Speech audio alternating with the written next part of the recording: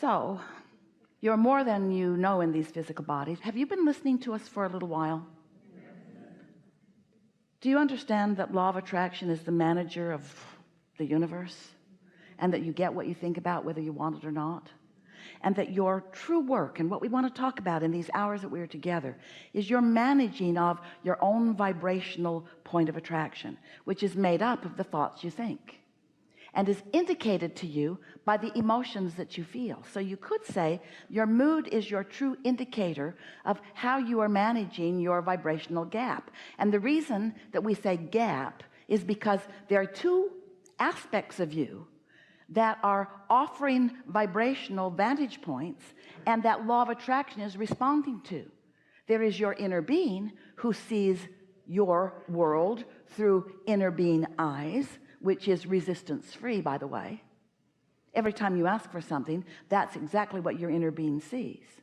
And as law of attraction responds to your inner being, that's a powerful response, and lots of momentum gets going. And you know why? Because your inner being offers no resistance whatsoever about your desires. Ooh, that's a good friend. Your inner being offers absolutely no resistance about your desires. You do sometimes. So when you offer resistance about your desires, you cause a vibrational difference between who you really are as spirit and as source and as inner being, where all of your desires are, this new reality, this vibrational reality that you've created. We are making this gesture because we are wanting you to sense the reality of this vibrational reality. It's so real, we gave it a name. We called it your vortex. It's your vibrational reality. It's your vortex.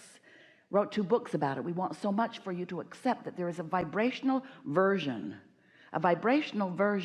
that is in the process, depending upon what you're thinking about, of becoming vibrations to thoughts, and thoughts to impulses, and impulses to thoughts, and words and actions to things. Thoughts turning to things, thoughts turning to things, thoughts turning to things. And it's the natural evolution. Here's a good way of looking at this. We've not said this before, but this is an analogy that you will hear really clearly. So imagine a baby in the womb. And let's call that, for our analogy, the vortex. So the baby is in the process of becoming in the womb, yes? And you don't want the baby to come into reality, into physical reality, until it's ready to. Would you agree to that? So it's in the process of becoming, and when it gets ready, when the vibration has accomplished the creation of it, then the baby is born into the physical reality. And once the baby is born, there's still a lot more growing up to do.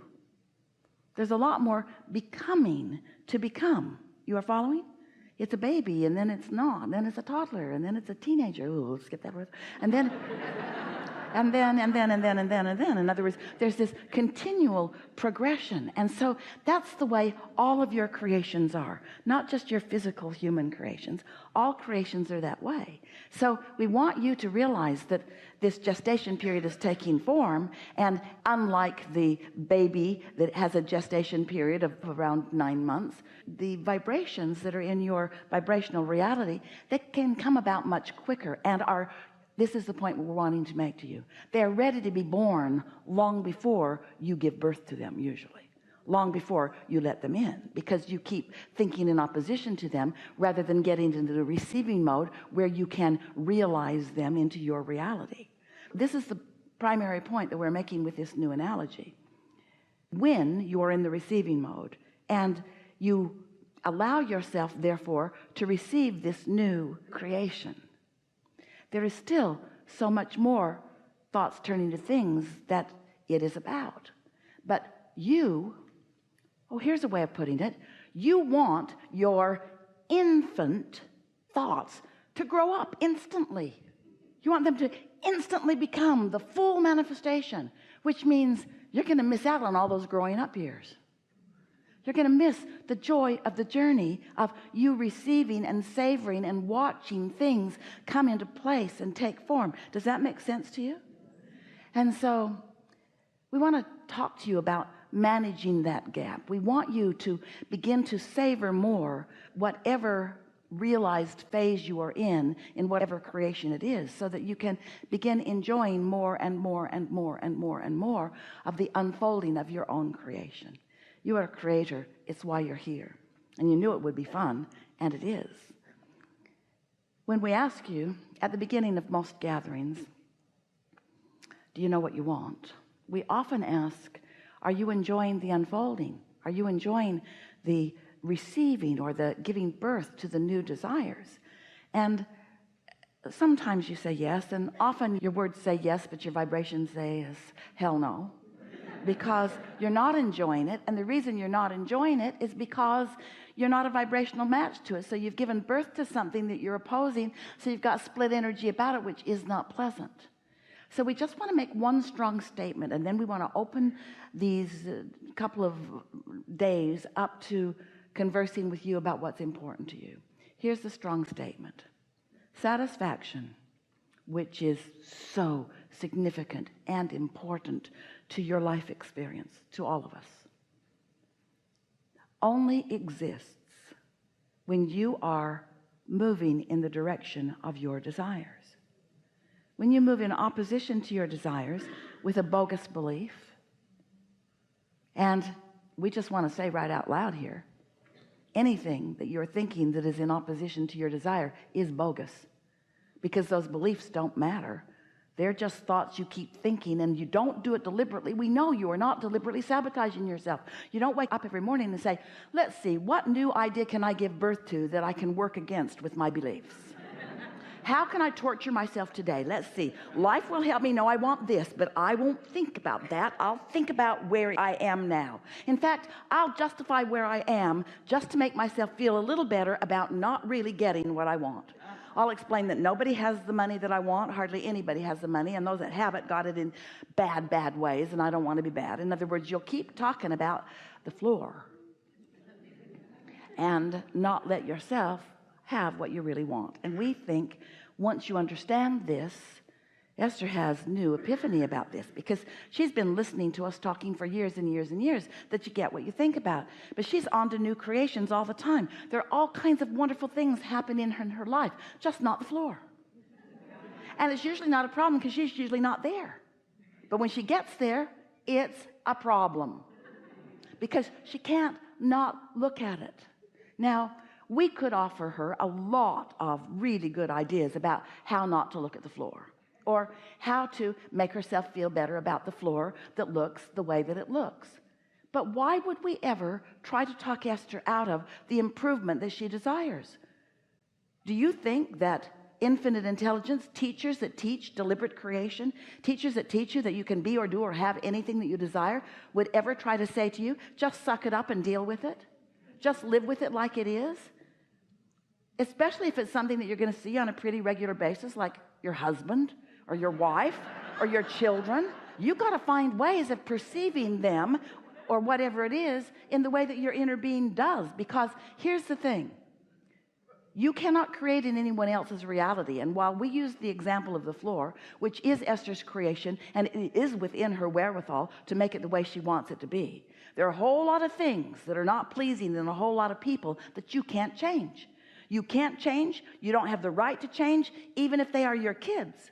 You don't have the right to change, because they came to explore and to give birth to their desires and to follow the stream of their own vibrational calling. They didn't come to do what you think that they should do in order to make you feel better. They didn't come as conditional servants so that they could be the perfect whatever you need to look at all times, so that whenever you look at them, you could feel good. And that's the biggest mistake that most humans make about most humans. Oh, the lovable ones, you really talk about them a lot. Oh, you're so easy to love. All I have to do is look at you or think of you or be with you, and I'm tuned in, tapped in, turned on. It's so easy to see you exactly as my inner being sees me, you lovable, lovable one. But you, why don't you be more like that? And we say, these are adjustments that you must make, but the adjustment isn't what you think. The adjustment is coming into alignment with your own inner being. So here's a question. We can feel it popping up around the room. Do you think that if Esther came into alignment with her own inner being, that she would be able to accept the floor as it is? Your logic tells you that that's what we've been teaching you all these years.